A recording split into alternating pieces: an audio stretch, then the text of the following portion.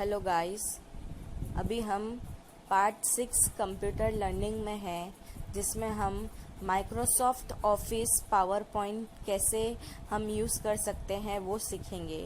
इसका यूज़ बड़ा ही सिंपल है। आप सब अच्छे से जानते हैं कि प्रेजेंटेशन का यूज़ कितना है। कोई भी चीज़ प्रेजेंट करने के लिए, लोग अपने प्रोडक्ट प्रेजेंट करने के लिए भी प्रेजेंटेशन का यूज़ करते हैं। फिर बहुत सारे एम्प्लॉयज़ प्रेजेंटेशन बनाते हैं कोई चीज़ प्रेजेंट करने के लिए, अपने आप को रिप्रेजेंट करने के लिए, अपने प्रोडक्ट को, अपने ऑफिस को, अपना पूरा जो क्राइटेरिया है उसको रिप्रेजेंट करने के लिए प्रेजेंटेशन का यूज़ होता है। यानी प्रेजेंटेशन कोई भी चीज़ को प्रेजेंट कर सकता है इजीली। यहाँ तक कि स्कूल में और कॉलेजेस में भी प्रेजेंटेशन के प्रोजेक्ट दिए जाते हैं और उन्हें अच्छे से प्रेजेंट किया जाता है। तो इसी तरीके से प्रेजेंटेशन का बहुत यूज़ है और आपको प्रेजेंटेशन बहुत ही अट्रैक्टिव बनानी चाहिए। साथ ही साथ मैं आपको ये भी कहना चाहूँगी कि ये पार्ट 6 देखने से पहले पार्ट 5 देखिए, जो कि माइक्रोसॉफ्ट ऑफिस वर्ड का है। बिकॉज वर्ड और प्रेजेंटेशन यानी पावर पॉइंट में बहुत सारे फीचर्स जो है वो सेम है, इसलिए उसे भी अच्छे से देखिए। चलिए गाइस, अब हम माइक्रोसॉफ्ट पावर पॉइंट देखेंगे, यानी कि पीपीटी। पीपीटी का यूज बहुत ज़्यादा है देखा जाए तो। प्रेजेंटेशन यानी कि आप सब जानते हैं कि कोई भी ऑफिस वर्क होता है, क्लाइंट को दिखाना होता है, तो बहुत सारे लोग प्रेजेंटेशन बनाते हैं अपने प्रोडक्ट की या अपना जो भी स्कीम्स है, जिसको वो क्लाइंट के सामने रिप्रेजेंट करते हैं और उसके बाद क्लाइंट अपना डिसीजन लेता है। अगर आपकी प्रेजेंटेशन अच्छी होती है तो बिजनेस पे बहुत फर्क पड़ता है। यहाँ तक कि हायर स्टैंडर्ड्स में आपको प्रेजेंटेशन बनाने का प्रोजेक्ट भी मिलता है। प्रेजेंटेशन बहुत ही अट्रैक्टिव काम करती है और बहुत अच्छे फॉर्मेट्स अवेलेबल होते हैं इसमें, जिससे हम बहुत अच्छा एक अच्छे लुक में कोई चीज को प्रेजेंट कर सकते हैं।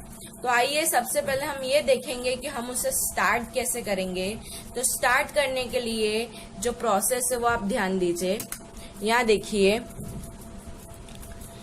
स्टार्ट बटन पे क्लिक कीजिए, उसके बाद ऑल प्रोग्राम के बाद ये माइक्रोसॉफ्ट ऑफिस का ही पार्ट है, और उसके बाद माइक्रोसॉफ्ट ऑफिस वर्ड आपने यूज करना सीखा।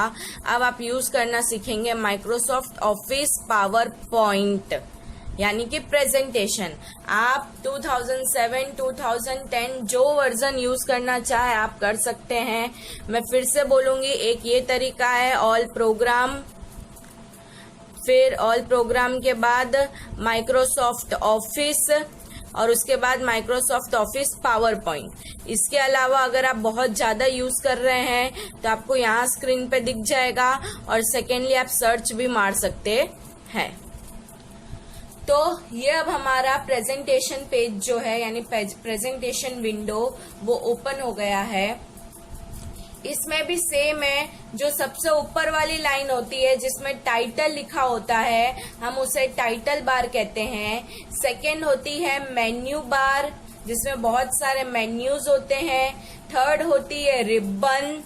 फोर्थ होता है ये जो पेज जो आपको यहाँ दिख रहा है, ये जो पेज है वो फोर्थ है, ये वाला पेज। और नीचे आप देख सकते हैं, यहाँ पर मैं आपको बताती हूँ, ये जो आप देख रहे हैं ये है स्टेटस बार, जिसमें स्लाइड 1 of 1 यानी स्टेटस दिया हुआ है। यहाँ से आप जूम इन जूम आउट आराम से कर सकते हैं। अब आप थोड़ा यहाँ देखिए कि यहाँ पर एक साइड में पैनल है। ये साइड में पैनल क्या शो करती है, तो आप प्रेजेंटेशन में जितने चाहो उतने पेज ले सकते हो। अभी आपके ने 1 पेज ही लिया है, इसलिए यहाँ पर 1 है। आप जैसे ही सेकंड पेज एंटर करोगे वैसे ही यहाँ पे सेकंड पेज भी आ जाएगा, यानी सारे पेज जो है वो आप यहाँ पे देख सकते हो। ओके, तो अब आपने ये सारी चीजें तो देख ली, लेकिन अब मैं एक बार आपको नॉर्मल सेविंग इसकी बता देती हूँ। तो नॉर्मल सेविंग के लिए बाय डिफॉल्ट इसमें प्रेजेंटेशन है, इसलिए प्रेजेंटेशन 1 नाम रहेगा, लेकिन आपको प्रेजेंटेशन 1 नहीं करके कोई दूसरा नाम डालना है तो आपको क्या करना पड़ेगा, यहाँ से पर्पल में आप सेव यूज कर सकते हो, या फिर यहाँ पे इतने सारे ऑप्शन है जिसके बारे में आपको पता है, आप यहाँ से भी सेव ले सकते हो। सेव लेने के बाद यहाँ से आपको डेस्कटॉप पे या जो भी फोल्डर में आपको सेव करना है, आप अपने हिसाब से यहाँ पे फोल्डर चूज कर लीजिए, और यहाँ पर आपको जो नाम देना है वो नाम दे दीजिए। जैसे कि मैं यहाँ पे नाम दे देती हूँ न्यू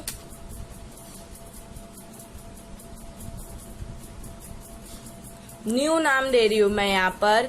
तो ये देखिए मैंने न्यू नाम दिया है और उसको सेव कर दिया है। अब आप ऊपर स्क्रीन पे देखिए यहाँ पर कि जो प्रेजेंटेशन 1 था उसकी जगह न्यू नेम आ गया है।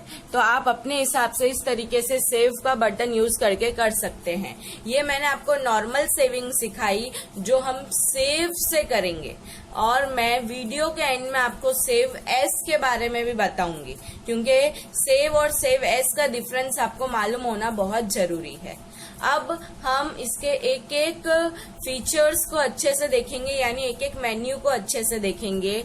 तो उसके लिए सबसे पहले यहाँ पर ये जो आप बोल रहे हो ना, क्लिक टू ऐड टाइटल, यहाँ लिखा था, ये देखिए ये वाला, ये आपके पेज में नहीं लिखा आ रहा है, यानी ये एक डायरेक्शन दे रहा है कि आप यहाँ लिख सकते हो, पर आएगा नहीं लिखा हुआ।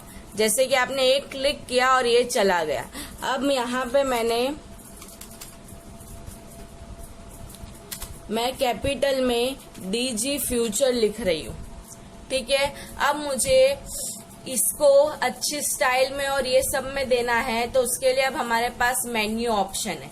अब मैं आपको सबसे पहले ये बात बताना चाहूंगी कि अगर आपने MS वर्ड वाली जो मैंने वीडियो बनाई थी, ठीक है, वो अगर आपने अच्छे से देखी होगी तो आपको यहाँ पे इतने प्रॉब्लम्स नहीं आएंगे, क्योंकि वो ही सारे मेन्यू के ऑप्शन है। आप देख सकते हैं, मैं यहाँ पे फटाफट इसको आपको एक एक ऑप्शन करके बता दूंगी, लेकिन उससे पहले यहाँ पे देखिए स्लाइड में न्यू स्लाइड, जो आप न्यू स्लाइड देख रहे हैं हम उसे न्यू पेज भी बोल सकते हैं। मैं जैसे ही न्यू स्लाइड पे क्लिक करूंगी आप देख सकते हैं एक नया पेज आ गया।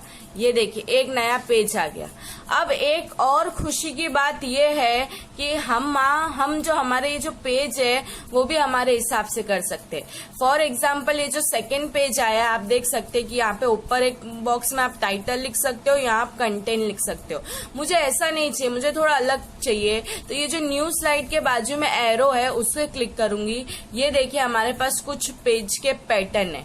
हमारे पास ये वाला पेज आया था, पर मुझे अब ये वाला पेज चाहिए, तो मैं इस पे क्लिक करूंगी। तो ये जो सेकेंड वाली स्लाइड थी हमारी, हम उसको उसमें कन्वर्ट कर सकते हैं। ये देखिए, और आप ऐसा देखो मैंने ये वाला पेज ले लिया और अभी मुझे सेकेंड वाली स्लाइड में कन्वर्ट करना है, तो ये मैं लेआउट में जाऊंगी और वहां पे ये क्लिक कर दूंगी।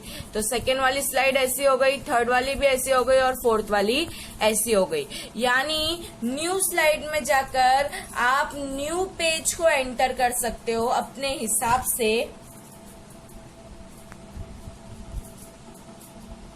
न्यू स्लाइड में जाकर आप न्यू पेज को एंटर कर सकते हो अपने हिसाब से, और लेआउट ऑप्शन में जाकर आप क्या कर सकते हो, जो ऑलरेडी पेज है उसके पेज की जो सेटिंग है, यानी जो टाइप ऑफ पेज है, आप उसे चेंज कर सकते हो।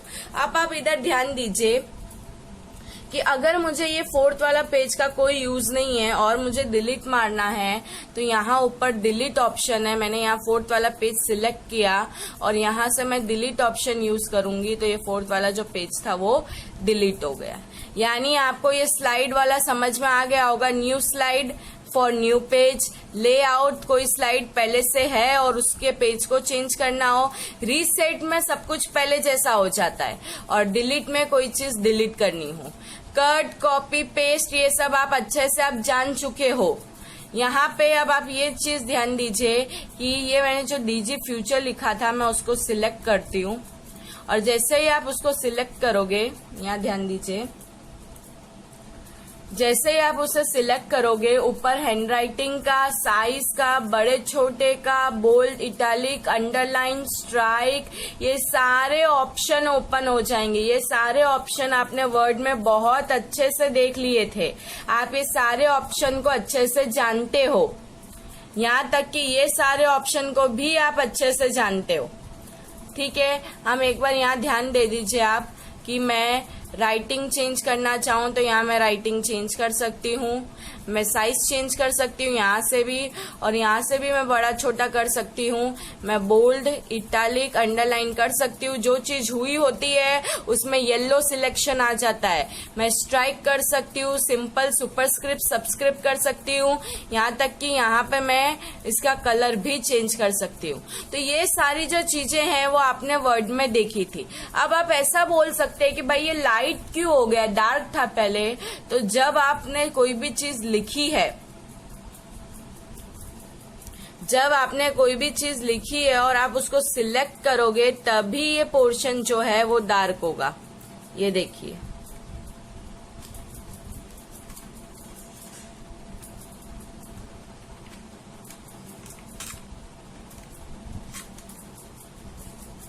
ये देखिए, ठीक है, तभी ये पोर्शन डार्क होगा। तो आपको ये जो क्लिपबोर्ड है वो पूरा समझ में आ गया, स्लाइड समझ में आ गया, फॉन्ट पूरा समझ में आ गया, पैराग्राफ भी आपको आता है, मिडल ऊपर करना, बुलेट्स डालना, और ये सब आपको बहुत अच्छे से आता है। यहाँ तक कि आप यहाँ शेप में जाकर शेप इंसर्ट कर सकते हो, कोई भी, ये चीज भी आपको आती है। आप कोई भी चीज का अरेंजमेंट करना, अरेंजमेंट में क्या हो गया तो मैं आपको थोड़ा अरेंजमेंट का बता दूं। तो अरेंजमेंट बताने के लिए मैं इंसर्ट ऑप्शन यूज करूंगी और उसमें मैं आपको बताऊंगी क्विक स्टाइल से। ये सारे फॉर्मेटिंग ऑप्शन है जो आप स्क्रीन पे देख सकते हैं। शेप को फिल करना, शेप को आउटलाइन करना, शेप को इफेक्ट देना, ये सारे ऑप्शन आप यूज करोगे वैसे वैसे आपको आने लगेंगे, उससे पहले आपको नहीं आएंगे। यहाँ पे आप देख सकते हैं सेकेंड में इंसर्ट ऑप्शन है। इंसर्ट में भी सेम वर्ड की तरीके से ही है। आप देख सकते हैं, अगर आपको टेबल इंसर्ट करनी हो तो आप इसमें टेबल इंसर्ट कर सकते हैं। ये ही सारी सेम चीज, पिक्चर, क्लिप आर्ट, यहाँ तक कि ये टेबल है, पिक्चर है, क्लिप आर्ट है, ये सारी की सारी चीजें आपके उसमें वर्ड में थी कि आपको टेबल इंसर्ट करनी है, पिक्चर इंसर्ट करनी है, क्लिप आर्ट इंसर्ट करना है। ये सारी की सारी जो चीजें हैं वो आपके वर्ड में आपने देखी कि आपको कैसे इंसर्ट करनी है। न्यू जो है यहाँ पे वो है फोटो एल्बम, मैं वो बता रही हूँ। फोटो एल्बम में न्यू फोटो एल्बम कीजिए और यहाँ पे न्यू फोटो एल्बम करने के बाद आपको फोटोज क्लिक करनी है। तो जैसे कि मैंने एक ये फोटो क्लिक की, इंसर्ट किया इसको, फिर अगेन मैं फाइल और डिश जहाँ सेव है वहां क्लिक करूंगी। यहाँ से मैंने दूसरी क्लिक की, इंसर्ट किया, फिर से इस तरीके से मैंने 3 फोटो इंसर्ट कर दिए। 3 फोटो का एल्बम बनाकर यहाँ मैंने ऑप्शन किया क्रिएट। ये देखिए, अपने आप तीनों फोटो आ गई, मैंने कुछ नहीं किया है। जहां पे मेरा कर्सर सिलेक्ट था वहां से अपने आप 3 फोटो आ गई है। तो फोटो एल्बम ऐसा ही होता है, आप जितनी फोटो सिलेक्ट करोगे ना वो अपने आप आपके सामने आ जाएगी। तो आपने ये भी अच्छे से देख लिया कि सारी फोटोज कैसे आ रही है और सब कैसे हो रहा है। अब आप यहाँ ध्यान में दीजिए, शेप आपको पता है, स्मार्ट आर्ट और चार्ट, ये दोनों चीज भी मैंने आपको बता दी थी। यानी ये सारे जो ऑप्शंस है वो वर्ड में अवेलेबल थे और मैंने एक्स्ट्रा में जो फोटो एल्बम वाला ऑप्शन था वो मैंने अभी आपको बता दिया। अब आप इधर ध्यान दीजिए कि बाकी भी सारे ऑप्शंस है। हेडर एंड फुटर मैंने आपको बता दिया था, जो ये रहा ऑप्शन हेडर एंड फुटर का। आपको मैंने टेक्स्ट बॉक्स बताया था कि भाई टेक्स्ट बॉक्स कैसे आप इंसर्ट कर सकते हो। यहाँ तक कि आपने वर्ड आर्ट देख लिया था, उसके बाद आपने वर्ड आर्ट के बाद डेट एंड टाइम देख लिया था, स्लाइड नंबर देख लिया था।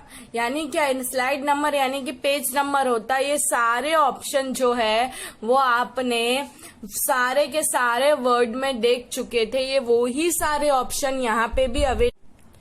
अब आप यहाँ देख सकते हैं कि यहाँ मैंने मूवी क्लिप और ये साउंड क्लिप है। तो अगर आपको आपके प्रेजेंटेशन में कोई भी साउंड डालनी है तो आप यहाँ से डाल सकते हैं। अब हम हमारे थर्ड ऑप्शन में जाएंगे और वो है डिजाइन। डिजाइन बहुत ही सिंपल है। आपके ये जो स्लाइड है, अगर कुछ मतलब अच्छे या यूं कह दो इफेक्टिव या इंटरेक्टिव पेज आने चाहिए, तो हम इनमें से कोई भी डिजाइन को सिलेक्ट कर सकते हैं। ये देखिए सारे पेज में नीचे ये ब्लू ब्लू आ गया, यानी ये डिजाइन हो गई है। आप देख सकते हैं पहले ये प्लेन था, अब यहाँ पे और भी डिजाइन्स अवेलेबल है। आप जो चाहे वो डिजाइन्स इसमें से ले सकते हैं।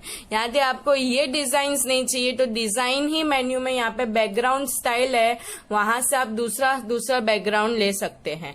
आप अपने हिसाब से बैकग्राउंड को सेट कर सकते हैं अपने हिसाब से। आप माउस की राइट क्लिक करके भी फॉर्मेट बैकग्राउंड के ऑप्शन में जा सकते हैं और यहाँ पे डिफरेंट टाइप्स के ये देखिए बैकग्राउंड अवेलेबल है। आप एक एक सेटिंग का यूज कीजिए और उसके बाद कीजिए कि आपको कैसे करना है। डिफरेंट टाइप्स के बैकग्राउंड अवेलेबल है। जब आप एक एक फॉर्मेटिंग ऑप्शन का यूज करेंगे तब आपको ये सब समझ में आएगा। अब आप ये देख सकते हैं कि मैंने ये बैकग्राउंड डाल दिया है, तो ऐसे ही ये सारे फॉर्मेटिंग ऑप्शन का आप यूज कर सकते हैं। अब फोर्थ है एनिमेशन। एनिमेशन का मतलब ये और ज्यादा इफेक्टिव वे देता है। जैसे कि हमारे पास यहाँ पे एनिमेशन के कुछ ऑप्शन है। यहाँ पे मैंने फर्स्ट स्लाइड में ये ऑप्शन लिया, सेकेंड स्लाइड में मैं एक दूसरा ऑप्शन ले लूंगी, थर्ड स्लाइड में भी मैं आपके सामने ऑप्शन ले रही हूँ और फोर्थ स्लाइड में भी मैं आपके सामने कोई ना कोई ऑप्शन ले रही हूँ। अब यह सोच रहे हो कि क्या चेंजेस हो रही है, तो मैं अभी आपको बताती हूँ क्या चेंजेस है। लेकिन मैंने इनमें से ये ऑप्शन ले लिए। अब ऑप्शन लेने के बाद आप यहाँ देख सकते हैं कि अगर आपको साउंड डालना है कोई भी स्लाइड में तो साउंड अवेलेबल है। यहाँ तक कि ये जो आपकी चेंजेस हो रही है वो फास्ट होनी चाहिए, स्लो होनी चाहिए या मीडियम होनी चाहिए, ये चीज भी अवेलेबल है। तो मैं मेरे सारे स्लाइड में मीडियम डाल देती हूँ, आप अपने हिसाब से डाल सकते हो। ये देखिए, अब ये डालने के बाद आपके पास यहाँ एक ऑप्शन ऑन माउस क्लिक, यानी फर्स्ट पेज से सेकंड पेज आपके माउस क्लिक या कीबोर्ड क्लिक से आएगा। या फिर सेकंड चीज ये है कि ऑटोमेटिक आफ्टर, यानी मान लो आप ऑटोमेटिक में 5 सेकेंड्स करते हो तो फर्स्ट पेज आएगा और 5 सेकेंड्स के बाद अपने आप सेकंड पेज आ जाएगा। आपको कुछ क्लिक करने की जरूरत नहीं है। तो आप ऐसा भी यूज कर सकते हो, पर मैंने अभी माउस क्लिक रहने दिया है। अब यहाँ पे आप थोड़ा देखिए कस्टम एनिमेशन में। कस्टम एनिमेशन क्या करता है, तो ये पर्टिकुलर कोई फोटो या फिर वर्ड यानी टेक्स्ट को एनिमेशन करता है। जैसे कि मैं ये बताती हूँ, मैंने ये जो फोटो एल्बम है ना उसको मैं सिलेक्ट कर रही हूँ। सिलेक्ट किया मैंने। अब कस्टम एनिमेशन के ऐड इफेक्ट में जाऊंगी और यहाँ पे मैं मेरे हिसाब से इतने सारे एनिमेशन है ये मैं कर दूंगी। अब आप देख सकते थे वहां पे कि फोटो उड़कर आई है, ठीक है। अब जैसे कि मैं ये वाले में ये जो फोटो है उसमें भी ऐड इफेक्ट डालूंगी और इसमें भी मैं यहाँ पे ये व्हील का एनिमेशन कर दूंगी। तो ये था मेरा कस्टम एनिमेशन पर्टिकुलर टेक्स्ट के लिए या फिर कोई पिक्चर के लिए, ठीक है। नॉर्मल एनिमेशन पेजेस में आता है और कस्टम एनिमेशन जो है वो पर्टिकुलर टेक्स्ट और पिक्चर में आता है। तो आप ये देख सकते हैं। और जैसे कि मैंने वर्ड में आपको बताया था, आप कोई भी ऑप्शन को इंसर्ट करते हो तो फॉर्मेटिंग अपने आप ओपन हो जाता है। 1 2 3 4 5 6 7 बाय डिफॉल्ट 7 मेन्यूज ही है। लेकिन आप इंसर्ट का कोई ऑप्शन यूज कर रहे हो तो उस हिसाब से फॉर्मेटिंग ऑप्शन ओपन हो जाता है। जैसे कि अभी मेरी एक पिक्चर को मैंने क्लिक करके रखा है तो फॉर्मेटिंग ऑप्शन में आ गया, भाई पिक्चर आपकी दिखनी कैसी चाहिए। मान लो मैंने इसको सर्कल में डाल दिया। अगर मान लो मुझे पिक्चर में और अलग शेप देना है तो मैं वो भी दे सकती हूँ, या मेरे को पिक्चर में बॉर्डर देना है तो मैं वो भी दे सकती हूँ। ये देखिए, उसके बाद पिक्चर में कोई इफेक्ट देना है तो मैं वो भी दे सकती हूँ। तो यानी आप यहाँ पे भरपूर का कर सकते हो। इवन क्रॉपिंग वगैरह, ब्राइटनेस बढ़ाना, फिल्टर्स देना, ये सब कर सकते हो। और ये सारी चीजें मैंने आपको वर्ड में भी बताई। इंसर्ट का कोई भी ऑप्शन यूज करोगे फॉर्मेट मेन्यू अपने आप ओपन हो जाएगा, पर बाय डिफॉल्ट 7 ही होते, फॉर्मेट इंसर्ट की वजह से ओपन हो। अब मैं आपको ये बताऊंगी कि अगर ये जो प्रेजेंटेशन है जो आप बना रहे हो वो अगर आप लोगों को स्कूल में शो करनी है या ऑफिस में शो करनी है, कॉलेज में शो करनी है अपने फैकल्टीज को, तो आप कैसे करोगे। तो उसके लिए हमारे पास एक की है, शॉर्टकट की है, जिससे आप इजीली अपने प्रेजेंटेशन को शो कर सकते हो, वो मैं आपको बताती हूँ। यहाँ ध्यान दीजिए, यहाँ आप देखिए ये रही वो की F5। ये F5 की को आप जैसे ही क्लिक करेंगे वैसे ही आपकी प्रेजेंटेशन जो है वो ओपन हो जाएगी। और अब मैं आपको यही ओपन करके बताऊंगी कि वो कैसे दिखेगी। तो चलिए मैं F5 की को ओपन कर रही हूँ। देखिए यहाँ पर मैंने F5 की प्रेस की। अब ये देखिए, जैसे कि हमने ये चीज देखी थी कि कैसे हमने वो एनिमेशंस डाले थे। अब देखिए मैं ये जो कीबोर्ड में अप डाउन राइट और लेफ्ट की होती है उसको प्रेस कर करके एक एक स्टेप आगे बढ़ाऊंगी। ये देखिए फोटो एल्बम जो फ्लाई वे में आया, जो हमने कस्टम एनिमेशन डाला था। ये देखिए, अब ये इसमें भी हमने कस्टम एनिमेशन डाला था, आपको जहां तक याद आ रहा है। अब ये देखिए, तो इस तरीके से, और लास्ट में ये आ गया। और ये आने के बाद कीबोर्ड में कॉर्नर में सबसे ऊपर एस्केप की होती है, आप उसको दबाकर इसको स्टॉप कर सकते हैं। तो ये बहुत ही अट्रैक्टिव लुक में दिखता है। एक एक स्टेप कीजिए और बहुत ही अच्छे वे में आप इसको बना सकते हो और सामने वाले को बहुत ही अच्छा लगे, ऐसा अट्रैक्टिव लुक भी आप दे सकते हो। तो इस तरीके से आप कीजिए। और अब आप इधर देखिए, मैंने आपको कहा था कि एंड में मैं सेव एस बताऊंगी। तो सेव एस में क्या करना है आपको कि यहाँ पे जाएंगे हम, सेव एस क्लिक करेंगे। सेव एस क्लिक करने के बाद यहाँ पे जाएंगे सेव एस टाइप, और यहाँ पे इतनी सारी टाइप है, आप अपने हिसाब से कर सकते हो। जैसे मैंने यहाँ पे ले ली जेपीजी। जेपीईजी एक इमेज फॉर्मेट है, यानी जो आपने प्रेजेंटेशन बनाई ना वो इमेज बन जाएगी। यहाँ पे मेरे को ये डेस्कटॉप पे सेव करनी है, फोल्डर यूज कर दीजिए। नाम आपको जो रखना है वो फॉर्मेट जेपीजी, पर ये आपको सेव एस से करनी है। और यहाँ पे सेव, यानी सेव एस कब यूज होता है, जब आपको आपके फाइल को कोई दूसरे फॉर्मेट में सेव करना हो। अब एवरी स्लाइड या करेंट स्लाइड, मान लो मुझे एवरी स्लाइड करनी है तो मेरी 4 स्लाइड है, चारों की 4 इमेज में बन जाएगी। और करेंट स्लाइड यानी जो स्लाइड सिलेक्टेड है वो ही बनेगी। तो मैं कर लेती हूँ एवरी स्लाइड, आप अपने हिसाब से कर सकते हो। और यहाँ पे मैंने कर दिया ओके। ओके करने के बाद मैंने यहाँ पे इसको भी सेव कर दिया, इस फोल्डर को। और यहाँ पे इसको भी मैंने एज अ प्रेजेंटेशन भी मैंने इसको सेव कर दिया। अब आप यहाँ पे ध्यान दीजिए कि मैंने यहाँ उसको नाम क्या दिया था, फोटो एल्बम। ठीक है, एक ये और एक था फोटो एल्बम। ये देखो फोटो एल्बम जो इमेज में सेव हुई है उसका एक अलग ही फोल्डर बन गया है।